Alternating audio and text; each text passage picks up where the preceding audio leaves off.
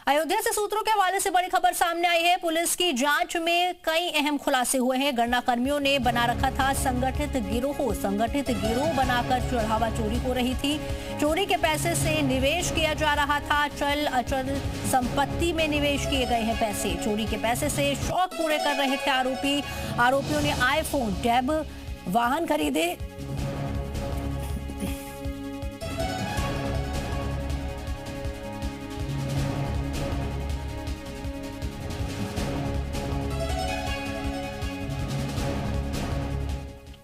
तो देखिए, चल अचल संपत्ति में निवेश किए गए थे पैसे। और इसी खबर पर अब बातचीत करने के लिए हमारे साथ हमारे संवाददाता विशाल रघुवंशी जुड़ गए। विशाल, देखिए, जितनी बार भी इसे लेकर खबर आ रही है, हर बार नए खुलासे हो रहे हैं। चोरी के पैसों से शौक भी पूरे किए जा रहे थे, कहीं आईफोन खरीदे जा रहे हैं, टैब खरीदे जा रहे हैं।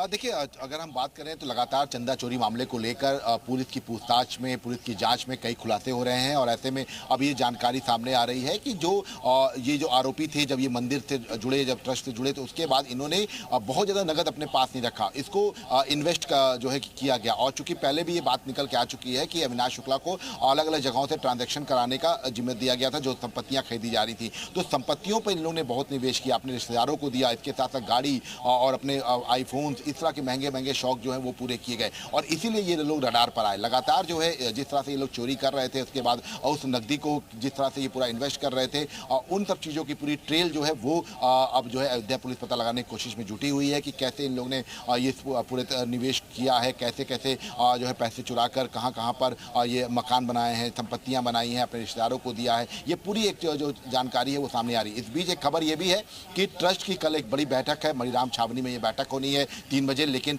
ये कहा जा रहा है कि एसबीआई के साथ जो करार है वो खत्म हो सकता है। इस बात के कयास लगाए जा रहे हैं। हालांकि अंतिम फैसला ट्रस्ट ही लेगा, क्योंकि ट्रस्ट के जो सदस्य हैं वो एक जो मत होता है, 2/3 बहुमत होता है, उसके आधार पर कोई फैसला लेंगे। तो कल चंपत राय, अनिल मिश्रा के भविष्य पर तो फैसला होगा ही, इसके साथ साथ ट्रस्ट के प्रारूप पर भी फैसला होगा। ये भी कहा जा रहा है कि ट्रस्ट के क्या जो कायदाई है उस पर भी फैसला किया जा सकता है। ये तमाम ऐसी चीजें हैं जो कल ट्रस्ट की बैठक में जो है तय की जा सकती हैं। बिल्कुल, पूरी प्रशासनिक व्यवस्था को भी यहाँ पर बदलने की देखिए बात कही जा रही है। और जिस तरह से ये जो आरोपी हैं निवेश कर रहे थे, कहीं चल संपत्तियां खरीद रहे, रिश्तेदारों को जो है अपनी मदद कर रहे हैं, तो कहीं ना कहीं क्या इन्हें ये डर था कि कभी इस चीज का खुलासा हो सकता है और उससे पहले इन पैसों को ठिकाने लगा दिया जाए।